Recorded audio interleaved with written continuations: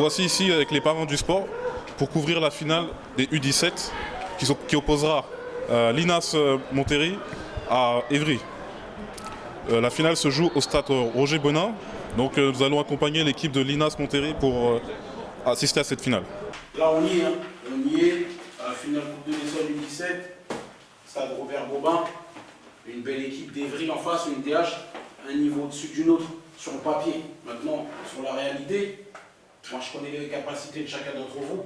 Il y a certainement quelques regrets par rapport à ce qu'on a eu en fin de saison, le fait qu'on ne soit pas monté, mais là il y a la possibilité de tout de suite aller chercher le résultat qui va nous permettre de repartir avec le sourire, de repartir la tête haute, de repartir avec une satisfaction, même si, on ne va pas se le cacher, le fait qu'on soit arrivé en finale, c'est une satisfaction pour nous. En plus, on va se mettre ici, messieurs, et on va y aller. Hein.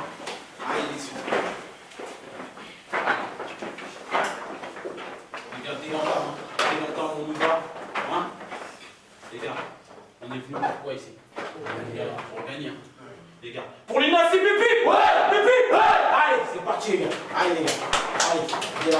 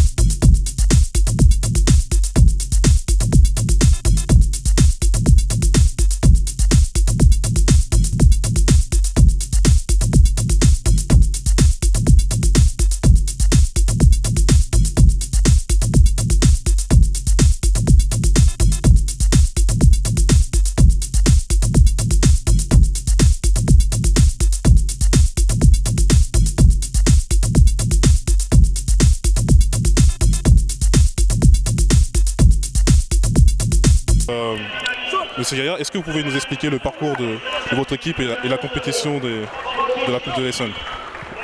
Là, on se retrouve qualifié pour les finales de Coupe d'Essonne. On a eu un parcours avec des adversaires qui sont montés crescendo. On a commencé à Dourdan, premier tour. Ensuite, on est parti à Arpajon sur un terrain un petit peu compliqué. On a quand même réussi à faire l'essentiel. Derrière, on va sur Fleury, une équipe qui est dans notre poule, qui pratique du beau jeu. On a réussi à gagner chez nous à domicile en fin de match sur un penalty. Demi-finale, on joue la demi-finale contre les Ulis chez eux dans une atmosphère un peu entre guillemets chaude parce qu'on est habitué à ce genre de match. On ne s'est pas laissé avoir par ce qui se passait autour du terrain et on est parti gagner 2-0 là-bas. Là on se retrouve en finale avec une petite équipe de jeunes très très sérieux qui a bossé toute l'année dans des conditions un peu difficiles parce que voilà, on ne dispose que d'un terrain rouge malheureusement. Je pense qu'à l'avenir ce sera beaucoup mieux pour le club. J'ai cru entendre que la ville allait nous financer un terrain synthétique et j'espère que l'avenir sera meilleur et j'espère que ce match-là il va nous permettre de redorer le blason du club et qu'on va pouvoir faire quelque chose de bien pour la saison prochaine. Nous avons appris que vous avez remporté plus jeune la Coupe de l'Essonne. Ouais, ça c'était en tant que joueur, j'ai remporté la Coupe de l'Essonne, mais bon, je n'étais pas un grand joueur. J'ai pas la prétention de dire que je suis un grand coach non plus, mais voilà, ça fait partie des souvenirs où on a gagné la Coupe de l'Essonne à Montlhéry quand j'avais 13 ans, avec le président qui était d'ailleurs mon entraîneur. Oui, il me l'avait spécifié. Donc est-ce que vous pensez que l'histoire va se répéter aujourd'hui? En tout cas, c'est tout ce que je souhaite pour les gamins, pour les bénévoles du club, le président, le directeur technique, secrétaire et tous les parents qui nous ont suivis tout au long de l'année. Et j'espère que l'histoire va se répéter pour pouvoir faire plaisir aux jeunes avant tout, à nos parents et pour que l'image du foot puisse être valorisée. Une dernière question, est-ce que vous portez la chemise blanche comme porte-bonheur comme Hervé Renard ou c'est juste une coïncidence? Non, c'est rien du tout. On essaye de les accompagner dans leur vie de tous les jours.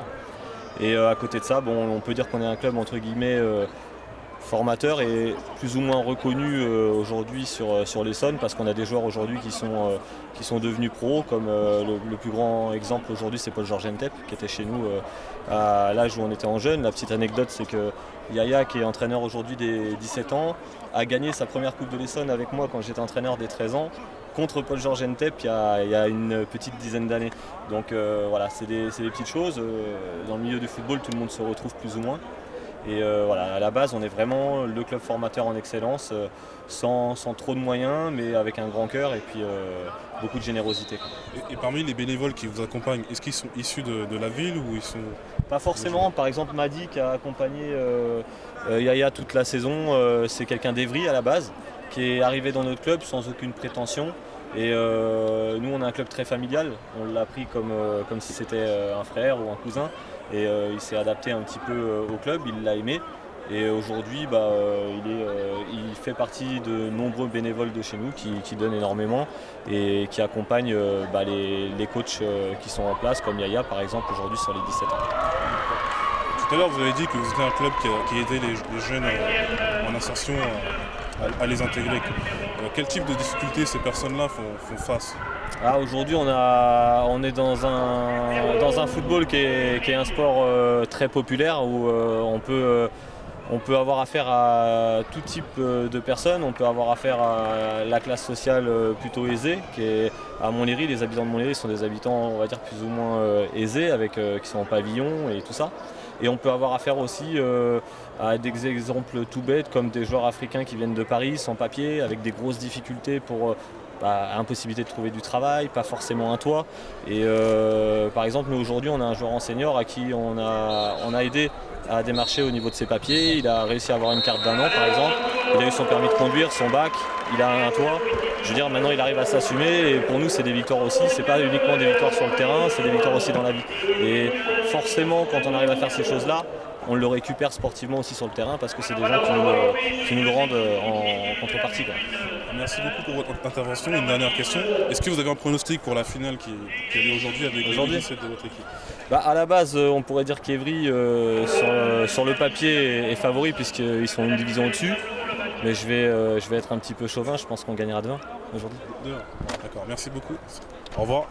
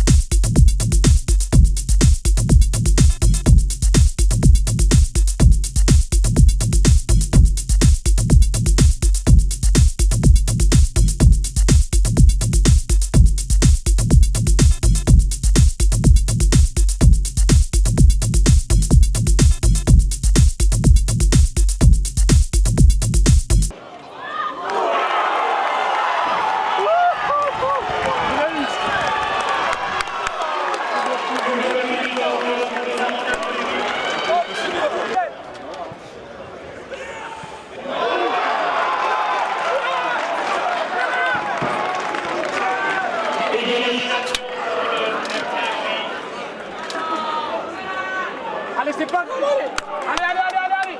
Oh, allez, messieurs, y va. Allez.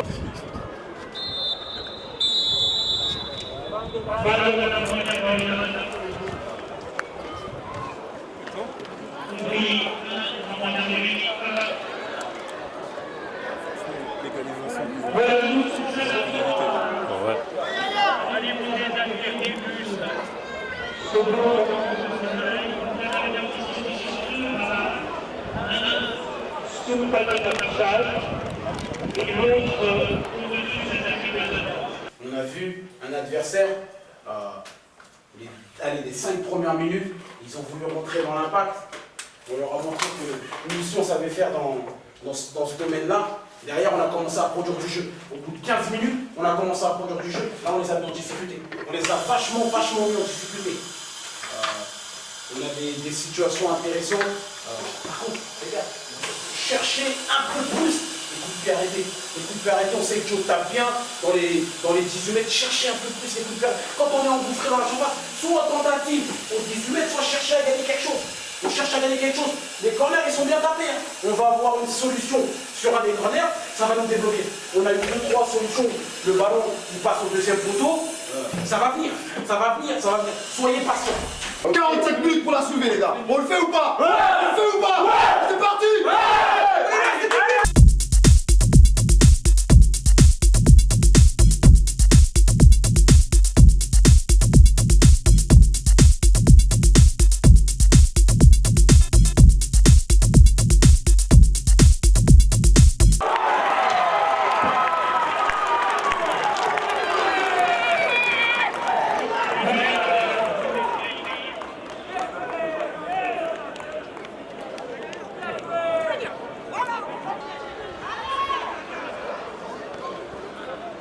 Quelque chose de gagner.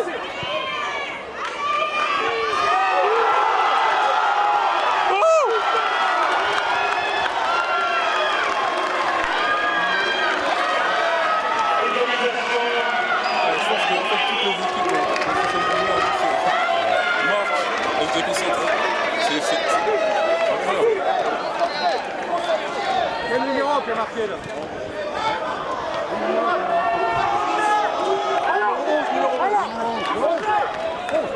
Daniel!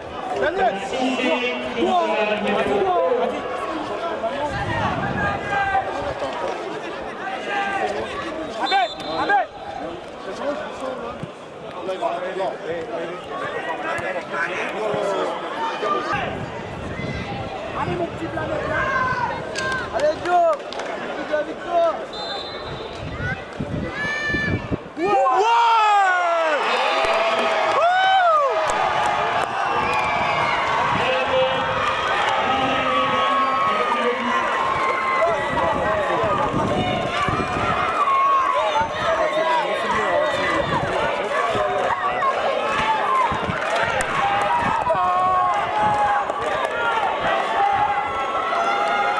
Moussa, viens attraper ça.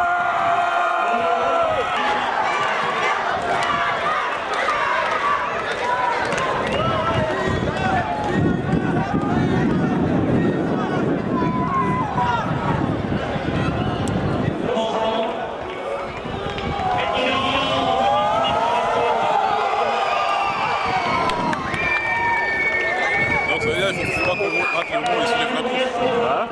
Ouais, il faut soulever la coupe. On va prendre la coupe là. Bah là, juste... Bonjour. Est-ce que tu peux te présenter? Je m'appelle Emile Kounda. Je suis en 1999, 17 première année et je joue à l'Université Montréal. Est-ce que tu peux nous dire tes impressions d'après-match par rapport à cette victoire que vous avez eue aujourd'hui en Coupe de l'Essonne? De première mi-temps, on a dominé, on a beaucoup dominé à part les 15 premières minutes. Et après, j'ai eu la chance d'ouvrir le score. Ça a débloqué le match et on a repris la main sur le match. Et qu'est-ce qui vous a donné l'inspiration de décocher cette frappe soudaine sèche face au gardien? Ouais, je regarde beaucoup la télé, Cristiano, Messi, tout ça, et j'ai pas réfléchi, j'ai frappé. Et concernant les tirs au but, est-ce que vous avez eu des doutes sur la victoire de votre équipe lorsque vous êtes arrivé au tir au but ou vous avez toujours pensé que cette coupe allait vous revenir au final? La coupe, elle était pour nous. Depuis le début d'année, on a dit qu'on allait ramener au moins un trophée. On n'a pas eu la Coupe de Paris, on n'a pas eu le championnat et la Coupe d'Essonne, c'était sûr, c'était pour nous. Merci beaucoup. De rien. À la prochaine.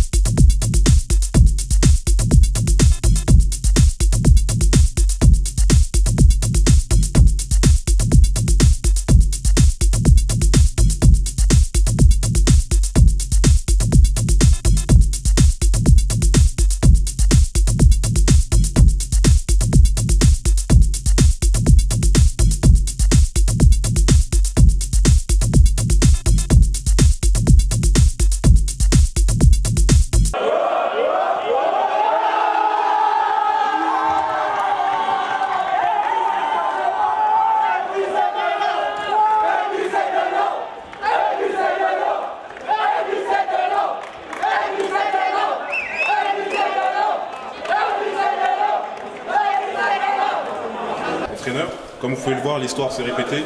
L'équipe de l'INAS a remporté la Coupe de l'Essonne des moins de 17 ans. Donc, monsieur Soukola, quelle est votre impression après le match? C'est un gros ouf de soulagement, de la satisfaction, parce que la saison elle a été longue, difficile, avec des hauts, des bas, des conditions qui ne sont pas faciles par rapport à un club qui est en élite. Il va y avoir normalement un terrain synthétique qui va arriver dans la ville. Là, on était sur un terrain rouge. On est peut-être l'un des seuls clubs à avoir un terrain rouge de sable sur toute l'Île-de-France.